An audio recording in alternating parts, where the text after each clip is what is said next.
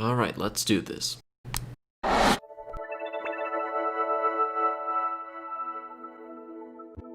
It was announced just recently that Nintendo had ceased production of the 3DS, which finally puts an end to the DS era of handhelds. A few months ago, we reflected on the DS's history, but today, let's finally take a look at the history of the 3DS.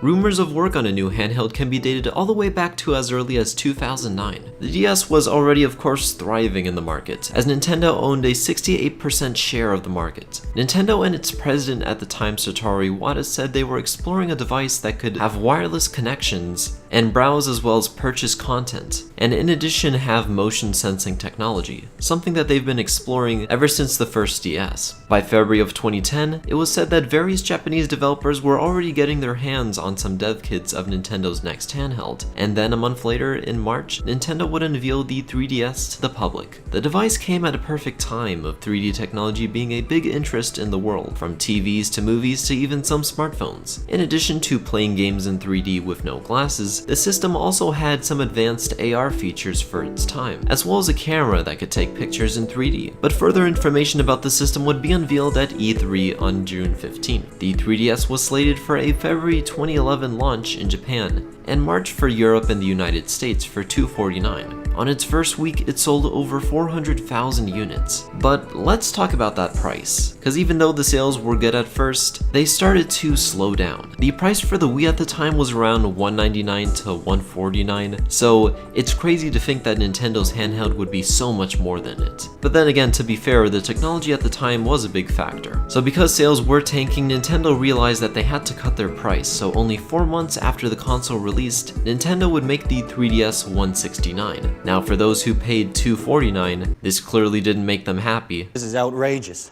It's unfair. So Nintendo had a solution. They announced the Nintendo 3DS Ambassador Program. These users were able to download 10 NES games and 10 Game Boy Advance games for free, and sales after that would increase. Although because of this price cut, Nintendo wasn't really making a profit. This does happen with video game consoles more often than handhelds, because companies depend more on the software sales than the hardware sales to make money, so Nintendo was in the same boat with the 3DS for a long time. There was also speculation during this time in general about handhelds on whether smartphones would be replacing them. They did the same for MP3 players, so at the time it would make sense for people to believe that a device that already does so much and replace so many other products that we used to carry around would now replace handhelds. But in summer of 2012, Nintendo would surpass 5 million units, and rumors were circulating that same summer about a larger system in the works. Nintendo responded saying that these rumors were just speculation, but then not long after, they announced the 3DS XL at their Direct. Okay? The system would launch in Japan and Europe, and a month later it would release to the US for $199 in August. One thing though that Nintendo noticed from users is that some of them were not using the 3D feature. All they wanted was a next-gen DS. Their response to this in 2013 was to make the 2DS. It was the first Nintendo console since the Game Boy Advance to not have a clamshell design. It was released at a cheaper $129, and also aimed at younger audiences of players. That same year, the DS would pass 10 million units. Then in 2014, it was time for an upgrade, so Nintendo would unveil the new Nintendo 3DS and 3DS XL systems at their Direct. The console improved of course upon the 3D, and also added a C-Stick and Amiibo support. The systems would launch in October of 2014, selling 230,000 units in 2 days, while for some odd reason, the XL version of the console would release first in the United States in February of 2015, while the regular size would release later in September. Europe and the US had a combined total of 335,000 units sold in its first week.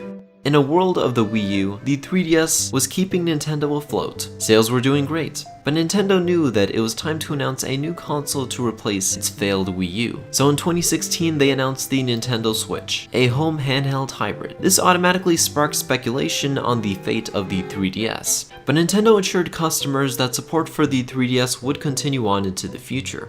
The biggest proof of this at the time was the release of the 2DS XL, but they continued supporting the 3DS even going into 2018. But this was also a transitional period for Nintendo. With incredible sales from the Switch, it was clear that making a cheaper version was a must. This is where Nintendo would be working on the Switch Lite. In 2019, first-party support would end for the 3DS, and the Switch Lite was unveiled not long after. And then as sales of the 3DS would continue to go down as more people chose the Switch Lite and the Switch, production on the 3DS would end on September 16th of 2020. The system sold 75 million units to date, and it will be the last DS system ever, as now a new greater line of systems take its place. The DS line has been a great console for many to own for almost 2 decades now. With its unique dual screen and clamshell design, it was a must for any gamer. But now in the future, we look forward to greater times with the Switch. So thank you guys for watching, and I will see you in the next one.